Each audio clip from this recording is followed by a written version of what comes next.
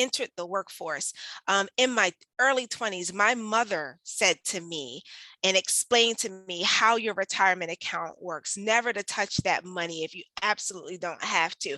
And if you do the right things now, you'll set yourself up for the future. So wherever you are in this process, I think you will get something from today's session. Now, just a little bit about me. I thank Ellie for that wonderful introduction. Two things I'm most proud of is that in 2016, I had the wonderful opportunity to write chapter 1 in this book on your screen called Find Your Fit. It was published by the Association of Training and Development. If you are feeling really lost now and don't know what your next steps are, it's okay. There are plenty of us who are there right now, and some of us have been there before. This might be a good book for you to pick up. You can find it on the Amazon website or at the Association of Training and Development, ATD. If you need to, take your mobile phone right now and just snap a pic. Something else I'm also super proud of as a TERP is that I have been elected the president-elect of the National Career Development Association. It is the leading association of career development globally. And starting October next year, I will be the president of that wonderful group of career professionals. But one of the best things, the thing that I've enjoyed the most about my career in career development has been working with adults. I have worked in higher education my entire career, but it has been with adult learners, persons seeking advanced degrees, MBA degrees, or executive level degrees. So I have a unique experience in higher education of not working with traditional age college students, but working with professionals who are making complex decisions, and even some who are at the end of their careers, like some of us may be, or thinking about the end of their careers, like I actually am doing right now as I pursue a doctorate in higher education and thinking about how I would like to end my career, because Lord knows I do not want to be a manager until the last day of my career. I think after a while you get burnt out and you need to have a plan to move on. And that's what I want to talk to you all about today. So listen, this is my group too. I am in this group with you all today, and we're going to have some fun. I did want to start off today by just doing a pulse check, because right now there's so much going on in the workplace because of the pandemic. And I really like to say that there are two pandemics right now. I think that there's the pandemic of COVID-19, but over the last 3-4 years, we also have a diversity, equity, and social justice movement going on in these United States of America, which I think is really the second pandemic, because I don't think there's anyone not being touched by either of those issues in today's workforce. But for the most part, we are still going through the pandemic. And we started out, a lot of us were sent home from work. We were told, go home for 2 weeks, you'll be back. And Ellie and I never returned fully. We are now working hybrid. She's in the office on a hybrid schedule. I'm in the office twice a week, working from home 3 days a week. But what has happened is we've seen some industries have been really hit hard by the pandemic. Other industries simply had to change the way that they did work. And now we're seeing many people making career moves because they feel like there's a new normal. Now, we're not at the end of the pandemic. We won't know for another 2 years how the pandemic really will impact every industry, certain jobs, which jobs will disappear, which jobs will appear, like contact tracing has blossomed in the pandemic. But we do know right now, people who were sitting and waiting to make career moves are making them now. And your group in particular, our group, is really interesting because some of us, I've talked to a number of people in my own organization that says, if they ask us to come back full time, I'm retiring. You know, all of us know those folks who are at that point where they really could retire because they have enough saved up, they got the pension, they're eligible. They're just hanging out because they're not ready to retire. But I'm hearing a lot of people saying, you know what, I realized I found work-life balance in the silver lining of the pandemic. And if they make a change, I might just retire. I've also had to say goodbye as we begin to come back and reopen the University of Baltimore, where I work full time. I've had to say goodbye to a number of colleagues who have decided to retire in this season. Many of them will still do what we call encore careers, but they have said goodbye to returning here. And the other thing that's very prevalent is that employers have continued to hire. Hiring never stopped. It never stopped. I think that the media, I've done a number of interviews with media over the last 2 years, and they tend to only highlight the industries that are highly impacted negatively by COVID, which are the service industries, retail, hotel management, food service. Right now, the biggest impact really is on shipping goods and international trade. They've already warned us that holiday shopping will be hard. So we see those things on the news, but what you don't see is the other 90% of companies who never stopped hiring, who never stopped looking. But the main change in the headlines, that I'll say the hidden headline, as I talk to employers who are seeking to hire professionals that I work with, is that it is competitive because there is a new normal. You can't meet people in some of these jobs because you're interviewing virtually. Therefore, employers are telling us that you have to show up, and you have to show up well for me to hire you in today's environment. But specifically, what we're going to talk about is preparing for retirement or an encore career, navigating this new diverse workforce that we're in, leaving a legacy behind, really knowing when it's time to leave, and then leaving a legacy behind, and what it's like to lead change in today's socially justice charged environment. So I do want to get to know who I'm talking to today with my fellow Terps. Can some of you tell me, in how many years do you plan on retiring? And I mean, from the position, from the type of work you're doing now. If you want an encore career, fine. But I mean, how many of you plan on pushing that button and getting that 401k or that pension in a certain amount of years? Go ahead and type in the number. If it's 5, 15, for some of us, it may be 20.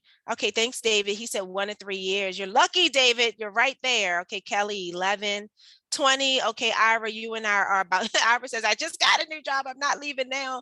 Maybe 20 years. You're and I are about in the same situation. 10, 3 to 5. Terry says 5 to 6. Will says 6 months to 12. Okay, so we got someone who's thinking about this immediately. Do you see how we can all be in different places and spaces? But I do think there's a point in your career where you start to really realize you're going to be ending some things versus starting some things, right? I think in your 20s, you're really looking, in your early 30s, you're looking at starting, and I got to do this and I got to do that. And I felt it in myself once I hit in the 40s, the starting to think about the next phase. And it was a weird conversation that just came up within me internally. And I'm not burnt out in my career now. I know I still have some miles to go, but I also have this overwhelming sense now that I may not want to do this forever. I may want to do some different things. And now I have to be in this space of figuring that out. And I'm super excited because a lot of people get afraid. I've watched family members go through this process. I've helped clients in my private coaching business and in higher ed go through this process. And there's nothing to fear. The main thing is to plan and to be truthful and honest with yourself. All right. Janet says, I plan to stay as long as I am capable. Awesome, Janet. Thank you very much. Thank you all for sharing. As you can see, a lot of diversity amongst our plans to move forward with retirement. So the key thing I want you to take away with today, for those of us at our level who have, many of us probably have achieved some career success. We've gotten to where we want to be. We've done what I like to call the hustle, right? Of building yourselves up, doing the networking, doing the work, going above and beyond, taking stretch assignments to get where you are today.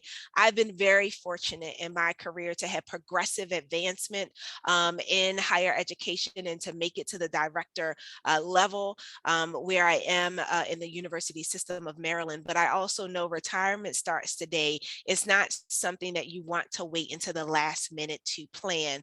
I have watched people who had to do this suddenly for different reasons. Either they burnt out and didn't realize they were burnt out and they had to be pushed out. Health took them out, or they just couldn't say goodbye to one chapter and hello to another chapter because of fear of what that next chapter may hold. So we don't have enough time to go into every step of preparing for retirement today. And I certainly am not a financial advisor. My job today is to give you some of the things you need to be thinking about on your career journey if you know within the next 20 years or less that you want to retire. So the first thing to think about is this or that and what is next. There are different ways that people view what's next when they retire. Today, a lot of people don't retire in a sense of just not working at all. I watched my own mother go through this transition about 10 years ago, and she definitely retired, started working part-time, and then she realized she was done. She realized she was just tired. She just did not want to be in the workforce at all.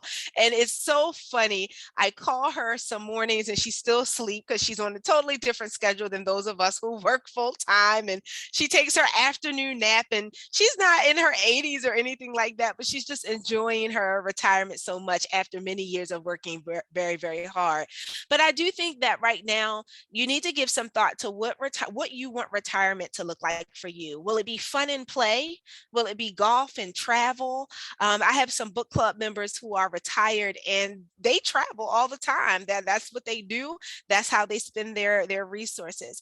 Will you develop an encore career? You know, some of us are in industries where we very well can take what we've done for a company and create our own business or work in our industry. For instance, in my industry as a certified professional career coach and resume writer, I also have my own company. I very well may decide to just work with my own company full time from here on out, or I could simply go to not managing, but just seeing clients. So I have some options for an encore career if I feel that that's something that I want, or if I felt financially that that was something that I needed. Some retirees decide to work part time, and this looks different for many. Some companies will say, "We can't lose you. Please stay just as a consultant or part time." I've seen that. Or some people go and they say, "I'm done, but I'll get a retail job. You know, let me just do something different, something that doesn't require me to do a lot. I can just show up, do my work, and go home." And then others of us may go into entrepreneurship. We may take the skills that we have and use them as consultants, or to launch our own business where we have more control over our time and the type of things we work that we want to do.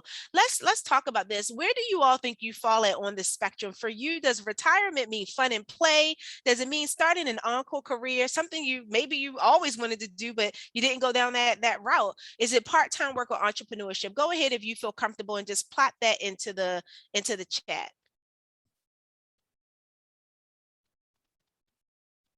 All right. Okay. So Ira says part-time work and fun and play. I like that, Ira. Okay. We got another part-time work and fun and play from Patty Cousins. Thank you, Patty. Okay, so John says an encore career. Okay, moving on to something maybe different, something you always wanted to do. Okay, Terry says maybe a little bit of all of those. Wow, Terry, we need to talk. I want to hear what you're thinking. Jane says part-time. David says encore career. Patty, thank you. Volunteering too. Excellent. My mother actually volunteers at quite a few places now that she's in retirement. That is definitely something I am putting on my list. I should add it to this list as actually. That is awesome. Thank you so much, Patty. An ability to travel while working, Janet. Janet, thank you for mentioning that, because for some of us, we may stay in the world of work, but maybe we just set it up that we're not working long hours anymore, that we can also incorporate that play into our career. Thank you all. It's good. It's so nice to be able to share and have this conversation together to get ideas from each other of what this could look like. There was a great article by a website called The Ladders. They are a website that caters to executives. I've oftentimes sent my clients to their website to find postings if they're looking for executive employment. And they said that 5 signs that you're ready to retire. Your job is no longer your identity. For some of us, when we got graduated, we were so excited, right? You know, when people ask you, how are you about yourself? The first thing we all tend to say is, "Hi, my name is, and I do this, or I work here." In America, our identity is often tied to our occupation. But sometimes as you approach the middle, going towards the latter part, and the latter part doesn't mean the end, okay? But the latter part of your career, you start to realize there's more to you than just your job.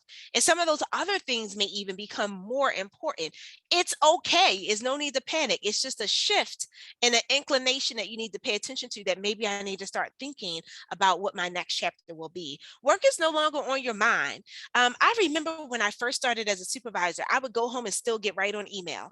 I would go home and be thinking about the next thing and reading about work. Now I want to go home. I don't want to see another email, and I'd rather pick up a fiction book and digress and do some stress release of my day. My mindset has really shifted towards when I'm at work and when I'm not at work. And that's a big shift for me because I was a person who was very driven when I first started. I had that ambition behind me when I started out. Your body and mind demand rest. This is the one I think in America that concerns me the most, that many people or some people end up in retirement because they're burned out and they're forced to retire, not because the company forced them, but their body and their minds give up on them because they didn't heed the warning signs.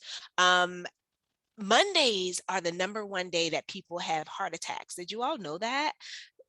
Because the stress of Sunday evening and going back to work. This is real. I have seen this. Unfortunately, my mother is a heart attack survivor. Fortunately, she's a survivor, but unfortunately, she did have a heart attack. And I believe that a lot of her, it wasn't just health, it was stress. It was stress related. And most of my clients end up having to make a career change because of stress and what it has done to their mind or to their body. Let's not get there. Let's be in charge of our own futures and see those signs ourselves, not as negative things, but as new season things. Maybe you're just ready to move on. And this is a good thing. Moving on is a good thing. Who said you had to be somewhere forever? Who said you had to die on the job? Nobody said those things. We can choose these things for ourselves. And when we're ready to move on, we should. This reminds me a lot of the mid-level folks when they are looking for advancement, but they refuse to leave their company. And the company doesn't have an opportunity for advancement. A lot of people stay stuck in those situations, but it's just the seasons telling us it's time to move on, or you don't want to work anymore. There are plenty of people I have just met who say, I need a break. And some of us are in higher stress jobs than others, right? If you look at people in protective services, some folks who are in emergency management, healthcare, very high stress jobs, even today, education. Right now, the number one, it was on the news in Maryland, at least 2 days ago, nursing shortage. I feel like every couple of years or so, we have a nursing shortage, and it is because it is a high stress job. It is a high stress job. So a lot of people will say, I don't want to do this anymore. For the sake of my health, my safety, what have you, I need to leave this. For the first time, we're seeing this with teachers just because of COVID and differences in vaccination opinions, right? Some people are just saying, I will not succumb to a mandate. I'm going to leave this job. So there are all kinds of reasons the ladders is saying here that people choose to retire. I think the main thing is to look at these signals and say, do I have any of these signals? My disclosure right now is the work is no longer on my mind all the time. I'm definitely thinking about other things that I want to do right now with my life that are outside of work. I will also probably say a big switch for me as I have moved into my leadership, as I move into my presidential role with NCDA, is my body and mind and wellness, because I do know that your body can only go for so long under so much stress. Your mind needs rest. I am working on my doctorate right now. I'm at the end, you guys. I am dissertating in the spring, but it is a demanding season for me. And I know next year, after I defend, I need to rest and I need to slow down. So pay attention to the signs. Can anybody else think of other signs that may come up, or how that you're getting to that place? If you want to just throw them in the chat, I'm curious to see the ladders. Are there any other signs we might want to add to them of when we know it's kind of time to start a new chapter? No new signs? Okay. Just wanted to do a check-in. If you think of any, pop them in the chat. Okay, let's keep it moving. So the other big piece, of course, is not just knowing internally if you're getting to that place where you're ready to retire or planning for retirement, like I am certainly doing, but are you financially ready? Because I have walked alongside people who have had to make the choice to retire suddenly, It is a very frightening process when you don't plan for retirement. For many of us, the ages that are associated with obtaining Social Security and things like that probably are going to change by the time we retire.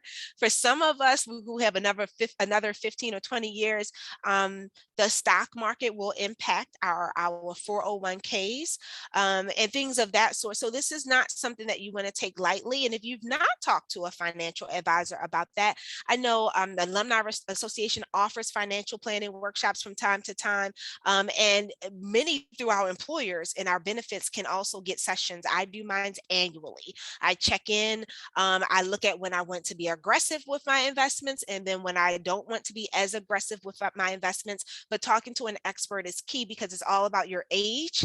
It's all about where your investments are and where you want to be at retirement and when you plan to retire. So keep the end in mind. When it comes to finances, what you do today does matter for your retirement. And if some of you have had to borrow, you've been penalized for borrowing, you may have had family things come up financially. Some of you have sacrificed paying for kids' tuitions or things like that just with your retirement. It's okay. The main thing is to plan now of what this is going to look like for you. Okay. And then some of us may have our 401ks that we've never touched. And the thing is to make sure you understand how you will get that money. How is that money dispersed? When can you start to obtain that? There are some retirement accounts that you can't touch to a certain age. There are some that you can touch when you fulfill a certain time with your company. There are some you can only touch according to what that account type is like.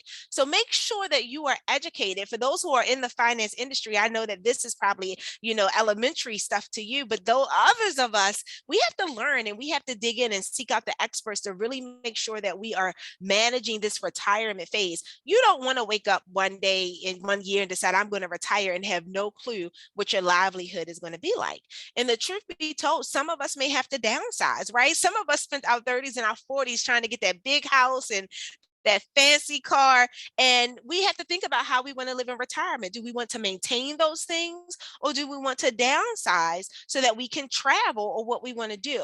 Now, for me, I know personally, my husband and I have this conversation all of the time, and I know travel is going to be the number one thing on my list. I love to travel. And I'm fortunate enough to get to travel with my job and with my board work and things like that. But I really want to do some traveling.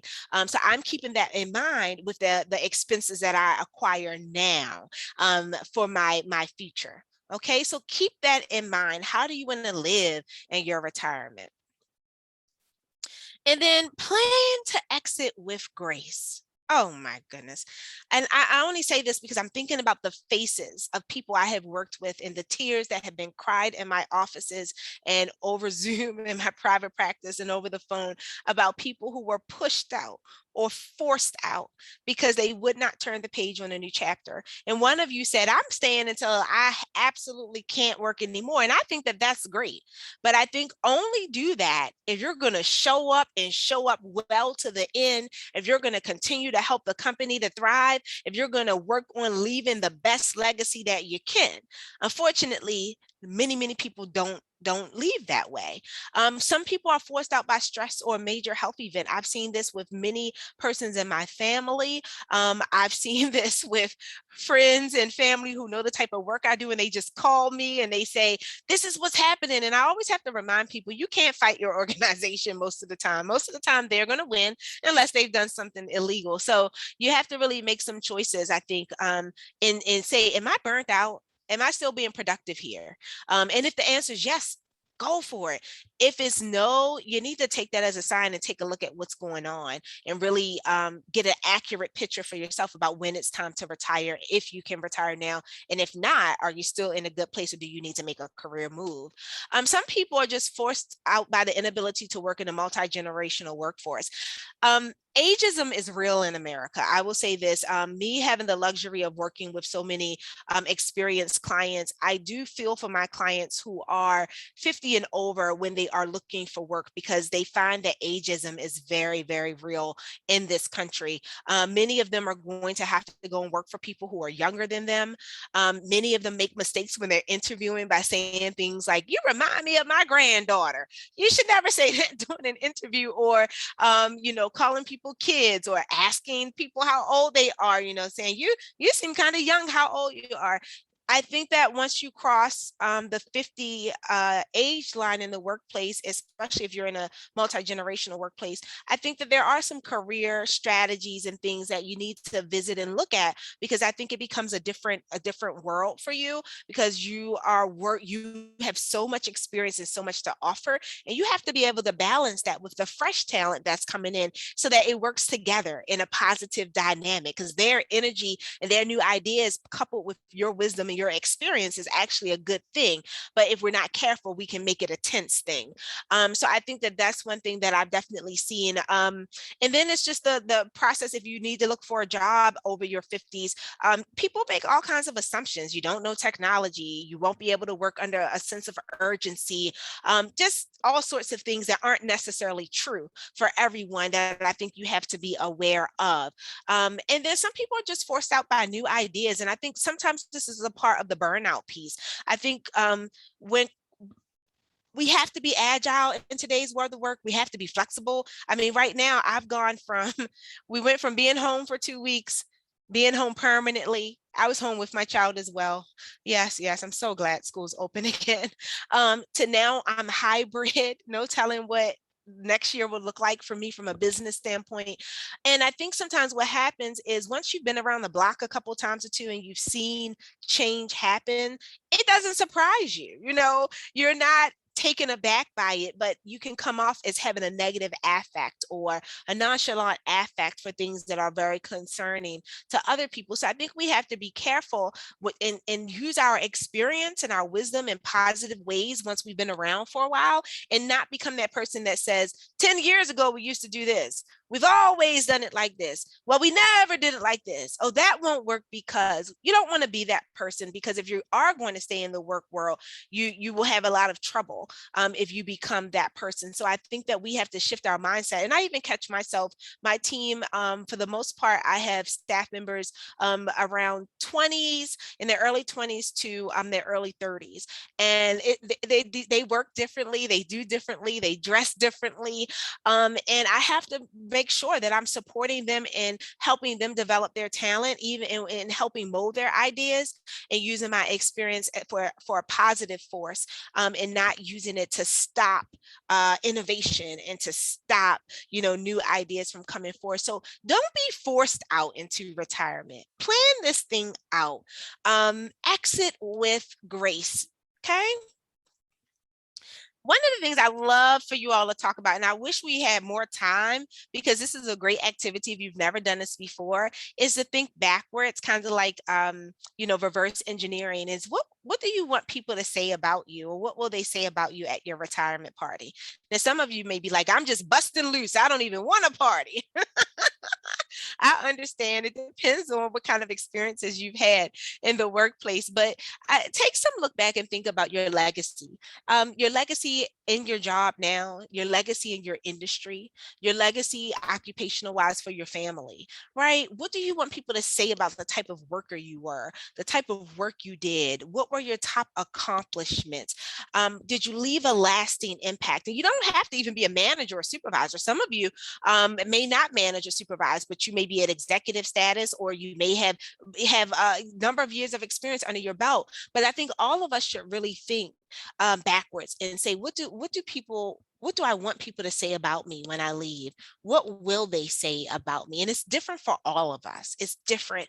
I know for me, I tend to be a change agent. I am sent to spaces and places to bring about change. And I know the work that I've done here, as long as I am here and will continue to be here at the University of Baltimore, has been all about upgrading the services that we offer to our adult learners. I know in my industry, my work on the NCDA board is all about giving back to my industry. And specifically, I have a heart for talking to new professionals and helping them develop their talent. And those are the things that I want people to highlight and say about me one day at a retirement party. So I want you all, I'm giving you homework. Okay, yesterday's group didn't get homework. Your homework is over the weekend. Get a cup of coffee, cup of joe, cup of tea, whatever you like, and write down some things. Think about and visualize your retirement party and think about what you want people to say about you and how you want this to end.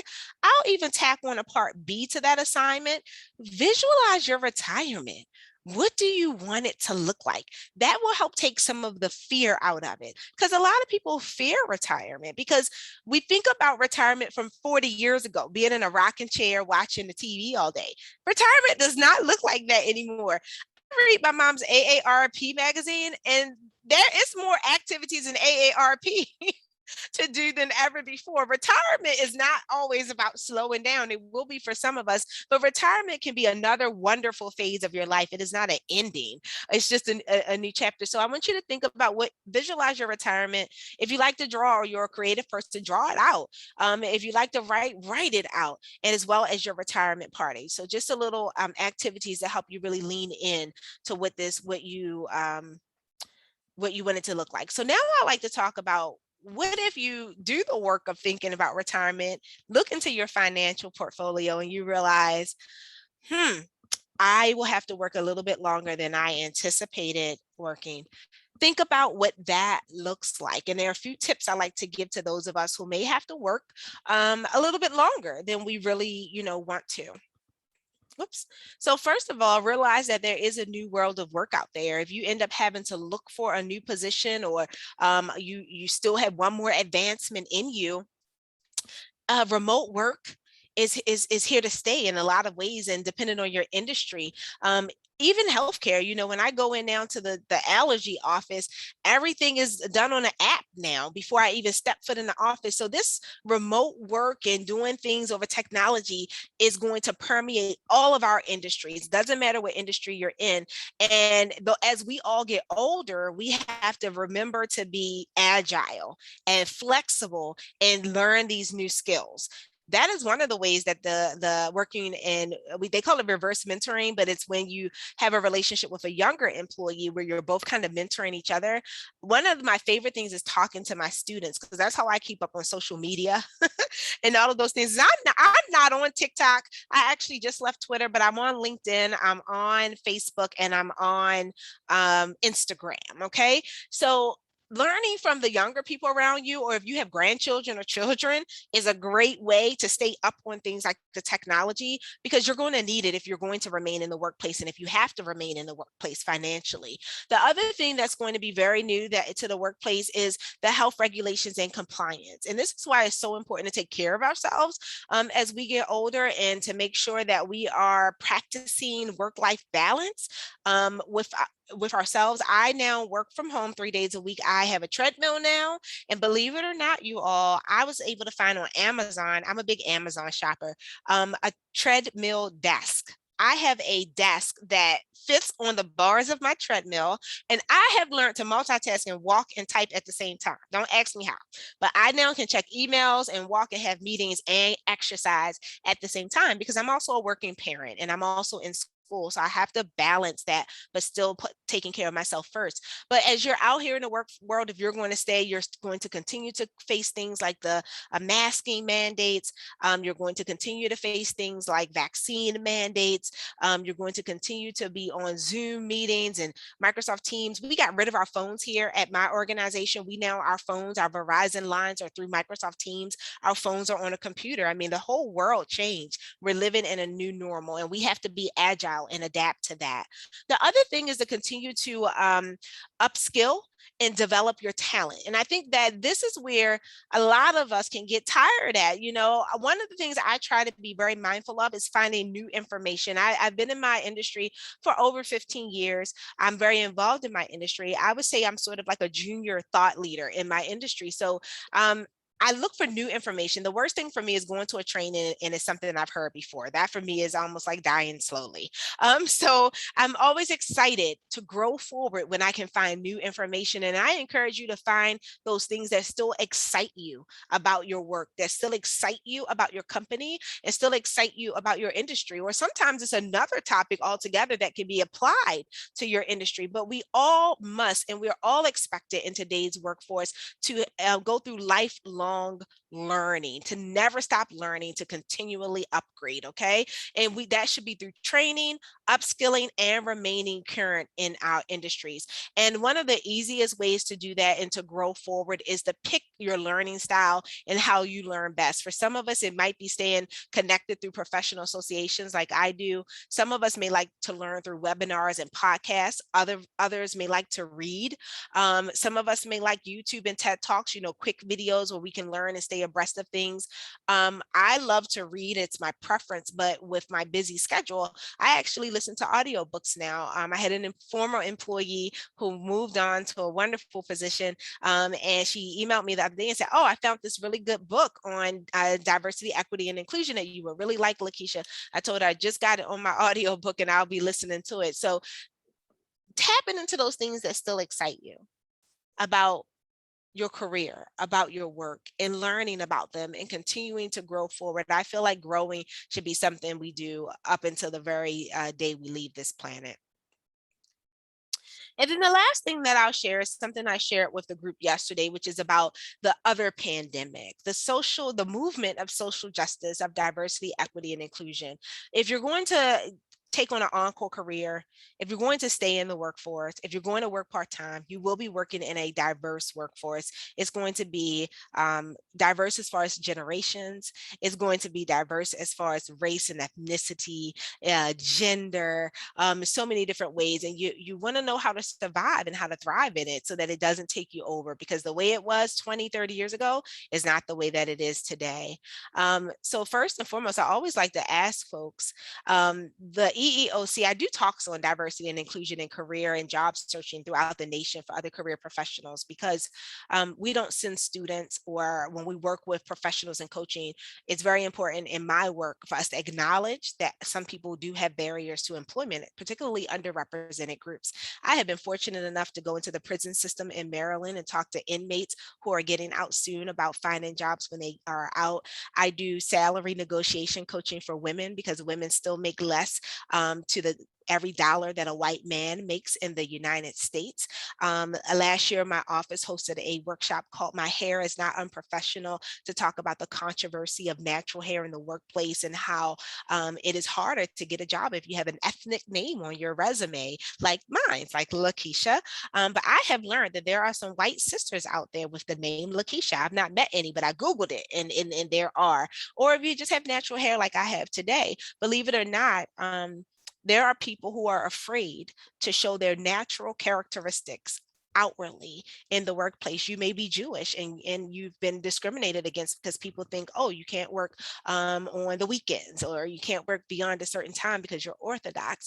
You may be a part of the LGBTQIA community and not be sure how to come out at work, or that you're afraid of being judged if you're a person that is transgendered. So it's such a complex thing. But here's a list from the EEOC, or the Equal Opportunity Commission. It's a 2017 list of the cases or complaints that they've received for discrimination in the workplace. Now, this includes people who looked for jobs and felt they were discriminated against, and discrimination on the job. Tell me, look at the list and pick out the one where you think there were the most cases filed with the EEOC. And I'll show you the answers in just a second. Go ahead and look.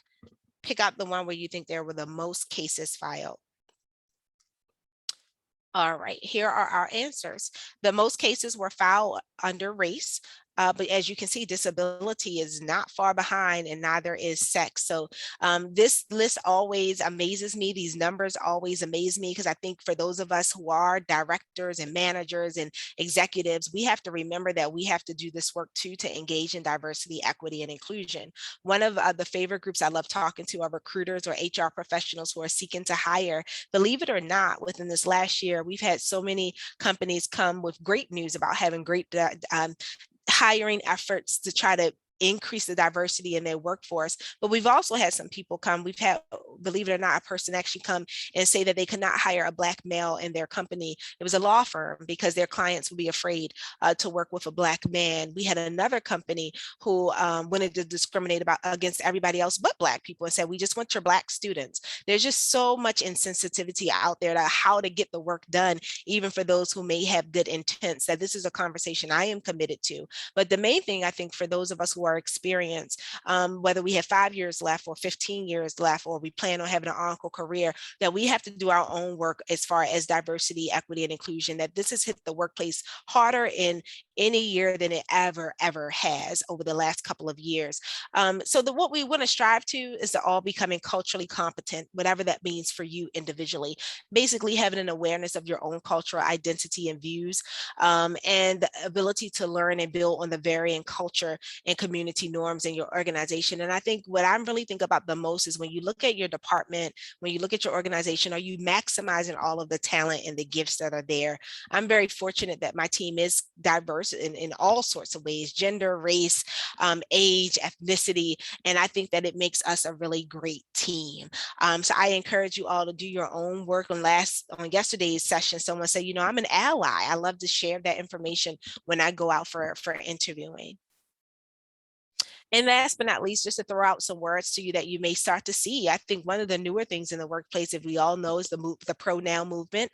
In October is actually National Coming Out Day, as well as National Pronoun Day. And right now on our campus, most of us do have our pronouns or preferred pronouns with our signatures and things like that. So these are changes. These are things that didn't exist 5 years ago or 10 years ago that are now showing up. And those of us who are experienced have to learn to be agile and adapt and become adaptable to these changes in the workplace. But some of the terms that I tend to talk about, and I like to challenge those of you who are managers and leaders with today, are making sure you and your team are multiculturally competent, understanding that unconscious bias is very real, and thinking about how to prevent it in your workplace, having an appreciation for cultures or intercultural appreciation, understanding that some of us are in spaces and places where we will have to practice social justice and stand up for some things that are not right in the space of diversity, equity, and inclusion. And remember that equity and equity and inclusion are two different things. You can have a system that includes everyone, but if everyone doesn't start at the same place, it's not equitable. So that's what equity means: everybody starting at the same place and implementing programs to help those who may be behind us further up. So a program about equity is the salary negotiation services that we offer in my office to help women negotiate their salaries. Because unfortunately, in my space, the salary you start out with in your 20s has a big impact on the salary you end up with or you end with when you retire. Identity development, as well as understanding that there's an intersectionality for all of us. For me, my intersectionality, I am an African-American woman. I identify as a female. I identify as heterosexual. I'm also a mother. I'm also a spouse. There's so many pieces to my identity that come to play in the work that I do. So that is all I wanted to share with you today. If you'd like to stay connected to me, you like to continue to ask me questions or engage me in conversations offline, here's my contact information, my website, my email address, as well as my LinkedIn profile URL. I invite you to link up with me on LinkedIn. I post a lot. People stay connected to me on LinkedIn. I love to see your faces, love to have some terps as my connections. If you have your mobile phone, just take a snapshot of this page and please do reach out to me.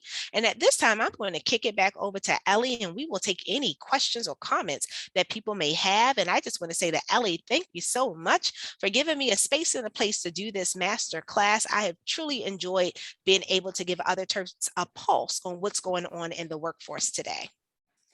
Wonderful. Well, I'm going to throw that thank you right back to you, Lakeisha, and hopefully some of our folks on the call can give a virtual round of applause. I'll do both virtual and show you my round of applause here as a huge thank you for taking your time with these professionals today. So I will let folks take a little bit of time to type some questions into the chat.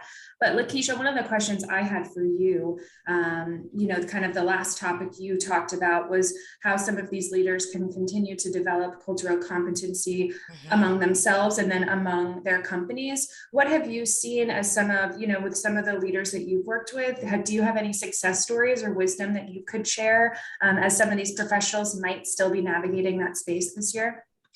Absolutely, absolutely. Thank you for asking that. It really is vast. I would say the first thing for all of us, if you're in a company, particularly those in a larger company that has a person in your organization that works on diversity, equity, and inclusion, meet with them, talk with them, see what they're working on. A lot of them are offering workshops and trainings. They will come in and talk to your department. They may have resources. So that's number one. Number two, I challenge everyone to get a book. I challenge you to two things. Get a book on DEI. There are a lot of good business books out there on DEI. Ali, I can send you some of the ones I have in my Audible that really just provide a good narrative on this. Or get a book about another ethnicity or race written by an author that's outside of your area, right? One of the best books I ever read in my book club is we did a book on Native Americans and the Trail of Tears. And I'll tell you all, I did not learn about the Trail of Tears in school. Um, Oh my goodness, this book impacted me so much because it was about a people and a culture I did not know a lot about. It was about an American experience I didn't know a lot about. So I challenge you just to do that. Read something completely about a different culture. The one in my book now, as I was reading the article, is Everything Happened in the Middle East recently. There's a book out there about a group of girls in Afghanistan who dress like boys to go to school. And someone gave me that book. I can't remember what it's called, but I can give it to Ali. And that is on my list to read, to understand the experience of other girls in other countries, and what they go to just to get the freedom of education. So I think that that is one thing to become culturally competent. And then I think the last thing is, if your organization does offer some workshops or you see trainings that are out there, if you need recommendations, let me know to attend some of them. I think it really all starts with being culturally competent in yourself, understanding your own culture, where you have privilege and where you may be underrepresented. We all have these areas because we all have these intersections of who we are. So, and then those of us who are managers, Ellie, I do think it's really important for us to understand the business impact of having a diverse workforce and how great that is, but to also have skill at managing a diverse workforce, because I think it can be more complex to manage a diverse workforce. That's why it's easier to just hire people who are very similar to ourselves, but the return on investment actually is proven in business data that the more diverse your company is, the better your company will perform. Yeah, that's such a good point. As I would assume a lot of the leaders on this call do manage or supervise multiple employees who come from many different backgrounds. So I think that's an extra step. And I'm sure a lot of these folks have taken, management or leadership courses years ago, but, like you've said, a lot has changed. Exactly. Well, Patty mentioned, and hi, Patty, glad you could join us. She would love your reading list. Okay. So I know you're an Audible person. So if you could share your reading list, I'll send it out to everyone here. And then Daniel asked if UMD or the Alumni Center has courses or guides to assist for folks who are looking for encore careers. And absolutely, I will send that your way in my follow-up email. And one follow-up to that, Lakeisha, I wanted to ask, have you seen through your work and research that there are specific industries that folks who are choosing an encore career tend to go towards, or does it seem to be across the board? I think it's across the board because it has to match your transferable skills, right? There are I would say there's the general space for some people who just choose to do retail work or things like that, or volunteerism. But most of the time, the people I work with, they're trying to figure out something where their transferable skills fits, but also gives them the lifestyle that they are looking to have. And I think that requires some internal work or working with a separate person. But what I will say is the National Career Development Association works with AARP. We just had a number of coaches do some work with AARP to help persons who are in retirement with things like encore career. So if you are at the age where you can get AARP materials and you get that magazine, but you toss it out, read it. They have some wonderful career resources. Go to their website, and I think it's over now, but I think every year they have some sort of career event, because that is what NCDA supported this year. So please know that there are people out there and resources just working with retirees and helping them plan wonderful lives that include encore careers and part-time work. That's awesome. That's really good advice. I got a couple private messages from folks who are interested in getting your contact information. So of course I will definitely include her contact information and her LinkedIn for you to click and connect with her. Lakeisha, those are all the questions we got. Do you have any kind of final words or wisdom you'd like to share with your TERP community? I just want to say, as we all go through this space, because I'm there, I'm thinking about my final moves and what I want to be doing. I think I have said to myself that after a while, probably the next 5 or so years, I want to move out of management and do some other things. And I'm starting to get the idea as I go through my dissertation of what that looks like. I encourage you all to lean into it and not the fear, because I think what I've seen the most is I've watched family members, my clients, and even coworkers who have retired, is there's a fear that is associated with building that new chapter. At the same time, I'll tell you, those same family members, those coworkers, and those clients I have are enjoying the space that they've built out. But I do think the best way to enjoy that next chapter is to plan it out. I think that there's a risk of falling into depression and things like that if you go into retirement without a plan. There's also a risk of anxiety if you get close to it and you haven't made financial plans for yourself. So I do want to say, put the fear to the side and lean into the planning part of it, and lean into the fact that just because you close a chapter doesn't mean it's the end. You're just starting a new chapter. Best of luck, Yes. everybody. Yes, I love that. And I hope everyone who said they wanted to travel really gets, it's like you mentioned, it's not the end, it's really the beginning of a new chapter. And hopefully that's travel for a lot of folks. I see a lot of thank yous coming in through the chat. And again, Lakeisha, I wanted to give you one big thank you. We all wish you luck on your dissertation as well. I know that's coming up for you. And I will send a recording of this video out to everyone who's registered and all of Lakeisha's great information. You all know how to contact me if you have any questions. But I'll pass it over to you, Lakeisha, if you want to close us out. I sure will. Go Terps. Thanks, everyone. Have a good rest of your day.